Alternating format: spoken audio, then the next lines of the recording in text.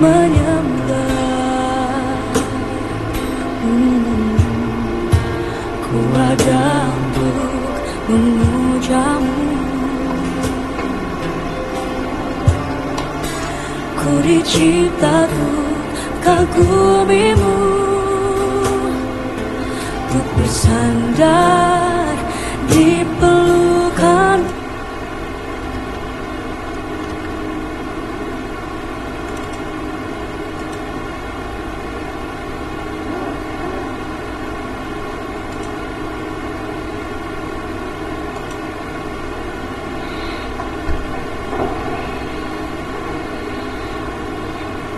Selamat sore semuanya. Assalamualaikum warahmatullahi wabarakatuh.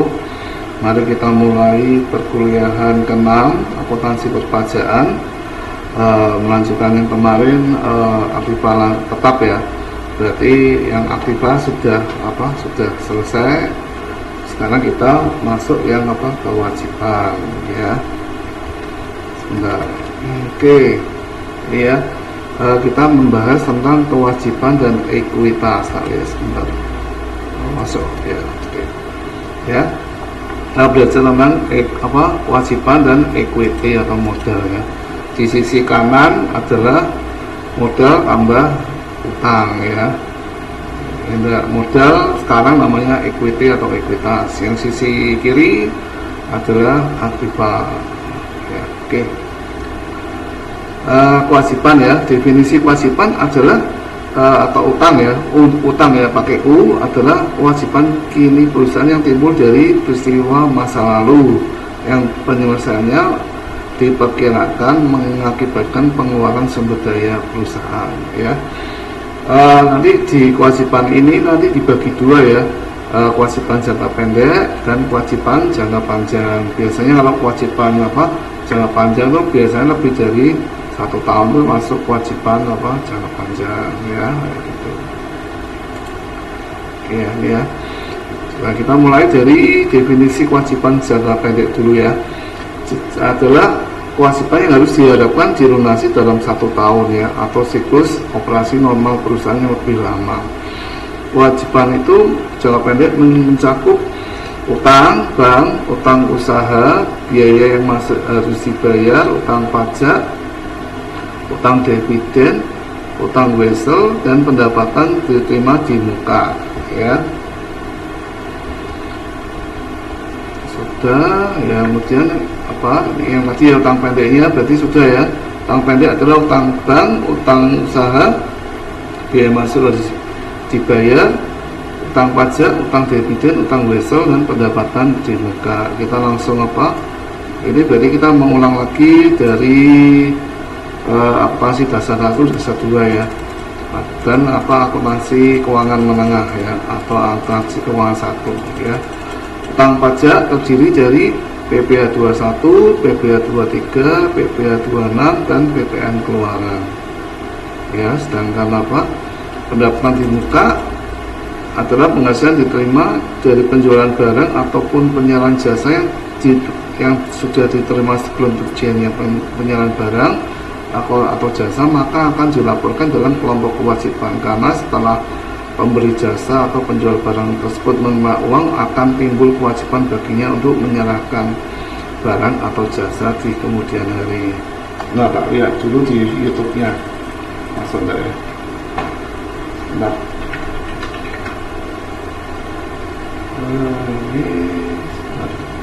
ini dulu ya. Ini oke, apa YouTube saya masuk ya. Nanti mahasiswa presensi dulu ya di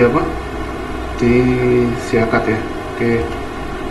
Dan ini setelah pendapatan terima di muka adalah itu masuk, semuanya masuk utang jangka pendek. Sekarang kita menuju definisi utang jangka panjang.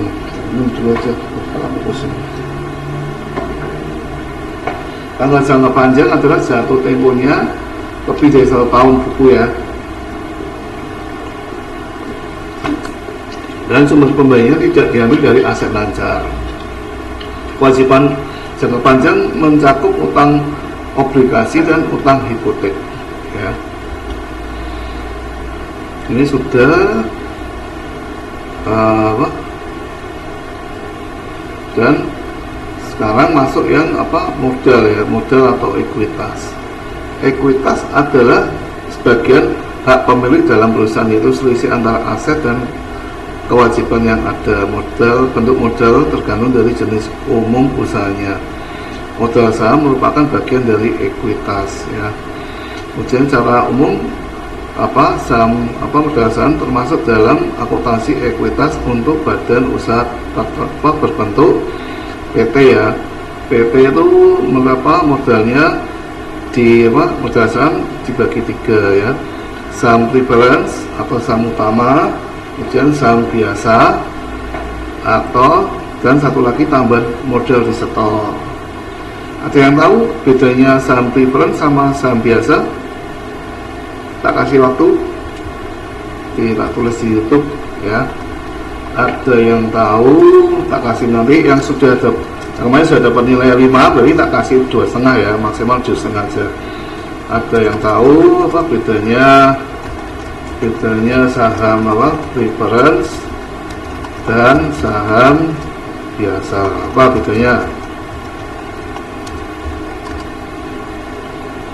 Tak kasih waktu 1 menit. Gimana? Saham preference atau saham utama dan saham biasa. Oke, tidak ada yang tahu?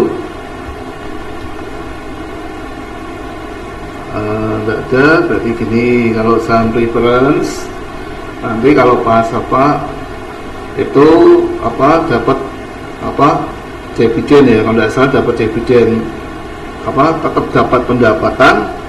Sedangkan kalau di saham biasa harus laba dulu ya, baru dibagi ya, kayak gitu. Kemudian kalau saham biasa itu mendapat suara di RUPS ya, rapat umum pemegang saham. Tapi kalau saham preference itu tidak mendapat hak dalam suara ya.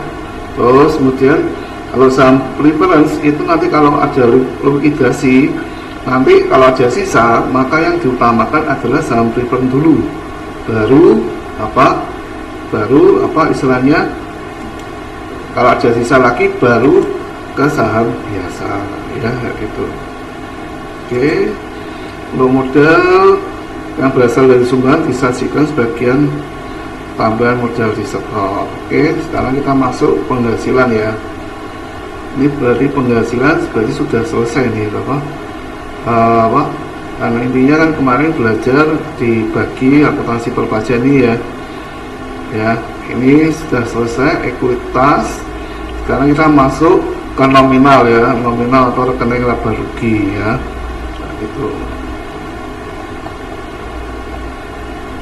Nanti pertemuan 7 besok kita akan membahas semua ya, dari pertemuan 1 sampai 6 ya, yang kira-kira yang soalnya yang mana ya, gitu.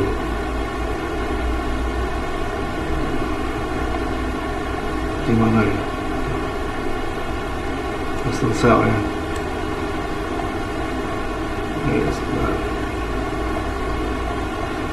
Ini berarti sudah selesai nih. Nanti terakhir nanti kita membahas soal ya. Soalnya kalau bisa yang dari UKSP ya, PKP lah, tapi yang simpel aja. Ini bagaimana ya, terus sakit sih. Oke, ini ya, kita masuk ke penghasilan.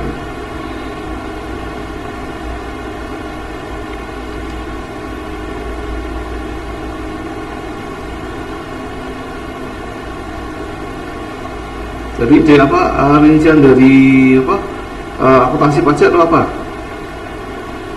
adalah pencatatan, pembukuan, dan nanti ujungnya adalah laporan keuangan ya, atau penyajian ya, penyajian laporan keuangan yang sesuai dengan fiskal ya, fiskus ya, atau Dirjen Pajak. Kalau jadi laporan keuangan dari perusahaan itu laporan keuangan komersil ya.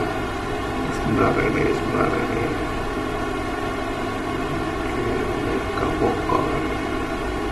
ya, berarti ini sudah selesai. Tak turunkan lagi. Ini sudah masuk penghasilan ya. Penghasilan adalah penghasilan berdasarkan pajak ya. Yang pertama adalah final ya, non final pasal 4 ayat 1. Kalau yang final pasal 4 ayat 2. Kalau non objek berarti PPh 21 PPh pasal 4 ayat 3 ya. Nanti ini keluar besok misalnya ya, penghasilan berdasarkan pajak. Misalnya jawabannya ya A final, B non final, C dan lain-lain ya. Kemudian B-nya gabungan antara non final, non objek dan lain-lain. Kemudian C-nya ini. Kemudian D-nya misi salah lagi ya. Kemudian E semua jawaban salah kayak gitu ya. Gitu. Ini sudah penghasilan. Sekarang kita membahas tentang harga pokok penjualan ya. Definisi harga pokok penjualan adalah diakui menggunakan pendekatan kausalitas. Kausalitas itu apa? Hubungan dari variabel pengaruh dan dua faktor, yaitu kausalitas, saling berhubungan ya, mengaitkan antara beban langsung dan dengan penghasilan. Oleh karena itu HPP diakui saat persediaan dijual ya. HPP dipengaruhi oleh sistem pencatatan dan persediaan, penilaian persediaan. Kalau yang sistem periodik ya, itu periodik HPP-nya tidak dapat diketahui. Persediaan dihitung sebagai dengan perhitungan fisik atau opnam ya. Nah, ini kalau ini HPP-nya diketahui tidak? Diketahui, tapi hitungnya saldo awal ialah saldo awal persediaan yang tidak gede ya, terus ditambah pembelian, kemudian dikurangi persediaan akhir, itu adalah harga pokoknya produksi.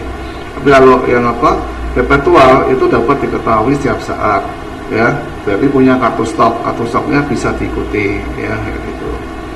Itu akuntansi pajak PPh dan PPN, akuntansi pajak penghasilan dan pertambahan nilai ya. Yang perlu diperhatikan dalam melakukan pencatatan atau jurnal transaksi PPh pasal 21 adalah nanti dibagi dua nih ya, adalah PPh OP yang dipotong dan PPh yang dipungut ya, atau membayar pajak. Sifat pajak yang dipotong akan menentukan perlakuan pajak bersifat final ya. Final itu langsung dipotong begitu kita dapat manfaatnya ya, atau merupakan pengeluaran pajak dicatat sebagai beban dalam periode berjalan, bersifat tidak final atau dapat dikreditkan. Misalnya pajak potong merupakan uang muka PPh dan catat sebagai aset ya. Bagi pemotong atau pemungut, apapun sifat pajaknya dipotong wajib disetorkan ke kas negara paling lambat saat jatuh tempo. Sehingga lama pajak itu belum disetorkan maka diakui sebagai utang atau liabilitas pajak. Dan kita belajar juga akuntansi PPh 21 ya. PPh 21 adalah penghasilan yang diterima oleh wajib pajak pribadi ya. OP itu pribadi sehubungan dengan pekerjaan, jasa dan kegiatan wajib dipotong PPh oleh pemberi penghasilan. Misalnya saudara kerja di satu kantor ya, saudara dapat nanti dibedakan lagi antara pegawai tetap, jadi gajinya tidak berubah, tidak dapat lembur, nanti dibagi lagi pegawai tetap dengan lemburan ya, tambahan lemburan dan lain-lain ya. Nanti sesuai dari KOP-nya ya, ketentuan umum perpajakan, nanti pasal-pasalnya ada ya. Kemudian itu dan Dijen Pajak peraturan tersebut mengatur tentang petunjuk pemotongan PPh berbagai macam penerima pajak ya. Benar ya, pegawai tetap itu berarti gajinya tetap terus ya, pegawai tidak tetap itu berarti naik turun ya, tenaga ahli dan bukan pegawai ya. Contoh ini ya, ini adalah contoh ya, PT Masak ini melakukan pembayaran gaji pegawai tetap bulan Januari 2013 sebesar 500 juta, di mana dari jumlah tersebut perusahaan memotong PPh pasal 21 sebesar 30 juta dan iuran pensiun 10 juta. Kita menanggung iuran pensiun tersebut sebesar 10 juta. PT masa kini kemudian melakukan setoran PPh pasal 21 masa Januari 2013 pada tanggal 10 Februari 2013 ya. Berarti apa yang ini kan apa 50 juta kan beban gaji ya. Nah dulu biaya gaji, dan beban gaji, kemudian apa beban iuran pensiun ya dipotong berapa 10 juta, beban gajinya 500 juta. Kemudian utang PPh-nya ini kan jadi diketahui ya, misalnya utang PPh-nya adalah sebesar 30 juta ya, jadi potong oleh karyawan, jadi karyawan tapi belum disetor ya. Kemudian apa utang iuran pensiun 20 juta, maka kasnya yang dibutuhkan adalah 460 juta, berarti kasnya keluar ya. Kemudian setelah disetor, maka utang pasal PPh-nya dinolkan lagi ya. Ini kan sama aja dinolkan lagi ya. Ini kan kredit, ini debit, berarti hapus. Berarti utang PP-nya sudah lunas. Kemudian kasnya balik apa 30 juta ya kayak gitu. Oke. Kemudian apa? Ini PPh pasal 21 masa itu biasanya apa? Kalau masa itu biasanya apa? Badan ya, balik badan ya. Misalnya gini, pada ini masa gaji 500 juta, iuran pensiun ini perseorangan yang punya ya, yang punya PT ya berarti. Maka ini penghitungannya gini, berarti gajinya 550 juta. Ini yang institusi ya, pajaknya, iuran pensiun dipotong ini, iuran pensiun dipotong wajib pajak. Ini berapa nih? 550 juta 360 ya. 360 diketahui 360 juta. PPh yang sudah dipotong adalah 325, sehingga kekurangannya dipotongkan dari gaji Desember regionalnya ini ya. Beban gajinya 550 juta ya gajinya. Kemudian iuran pensiunnya, beban pensiun adalah 15 juta ya. Kemudian iuran pensiun ditanggung wajib pajak 15 juta dimasukkan apa ya. Kemudian utang PPh pasal 21 ya, utang PPh 21 360 juta, jadi 35 juta ya, 35 juta ini ya, yang 35 juta 35 ini salah ya berarti ini 35 ya, 35 itu berarti dari 360 dikurangi 325 ya, berarti sisanya 35 ya. Kemudian utang iuran pensiun 30 juta ya, 30 juta itu dari mana? Ini ya pensiun ya. Nah, pensiun dipotong dan pensiun ditanggung wajib pajak. Nah, ini sudah dipotong tapi dibayarkan bulan berikutnya ya. Ini kasnya adalah 500 juta. Oke. Nanti pelajari sendiri ya. Saya izin dulu selesai dulu ya, karena kondisi saya sudah enak karena dipasangin terus ini asinya panas masalah ya. Ini ada pertanyaan, sebentar lihat dulu.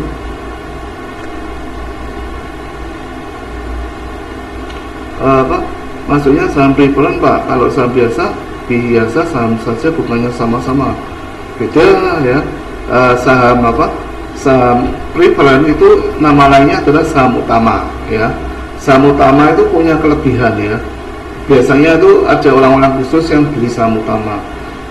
Dalam kondisi tertentu dia tetap dapat pendapatan ya, tetap dapat pendapatan meskipun yang saham biasa tidak dapat ya, itu diprioritaskan ya. Tapi kelemahannya dia tidak punya suara ya dalam RUPS ya. Terus kelebihan lagi, kalau likuidasi dia akan mendapat preference. Tahu nggak prefer artinya? Prefer itu yang diutamakan ya. Ada nanti kalau ada kolator, ada sisanya lebih dahulu setelah dipotong utang pajak, utang kepada supplier atau kreditor ya, itu nanti misalnya ada berapa ratus juta, nanti akan dibagi dulu ke saham utamanya dulu, nanti baru sisanya nanti baru dikasihkan ke saham biasa sesuai porsinya dia punya berapa saham ya. Itu beda gitu. Nanti coba dicek lagi ya di akuntansi apa dasar maupun apa di akuntansi keuangan 1 ya, atau keuangan 2. Jadi ya, terus ini ya, ini apa, ini dulu, nanti ini pelajari, nanti besok kita UTS nya sampai ini aja ya, sampai apa, nanti terlalu banyak banyak mudeng ya, sampai ini aja, sampai apa, kewajiban aja, apa, sampai sebelum kewajiban aja ya, berarti sampai apa, ini aja, sampai aktif aja ya, aktif aja ya. Ini adalah yang apa, pasifa ya, pasifa nanti setelah UTS apa, banyak untuk UAS, karena banyak kan separuh, pas ini kan separuh ya. Nanti besok apa, setelah UAS nanti kita membahas apa, membahas lagi bahan untuk apa, setelah UAS pertemuan apa, jadi pertemuan 9 sampai 15 banyak dari apa, pasifa sampai nanti rekonsiliasi ya, gitu. Kita usahakan besok ada apa, contoh soalnya ya, nanti ada contoh soalnya, kita sama-sama belajar. Oke. Itu apakah ada pertanyaan?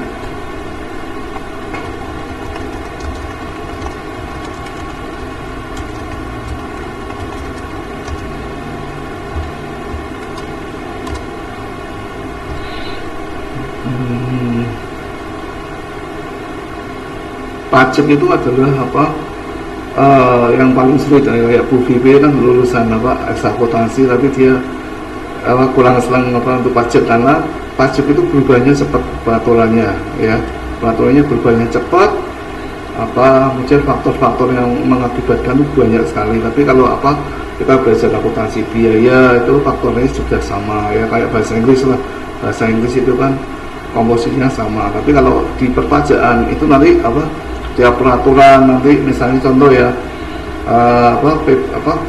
PPN kemarin kan apa 11% ya, yang sesuai apa Undang-Undang Cipta Kerja. Tapi setelah nanti apa Undang-Undang HPP, harmoni apa perpajakan ya, peraturan perpajakan, nanti menjadi tahun 2025 menjadi 12% ya, gitu. Sehingga apa, banyak yang komplain ya. Kenapa atau apa?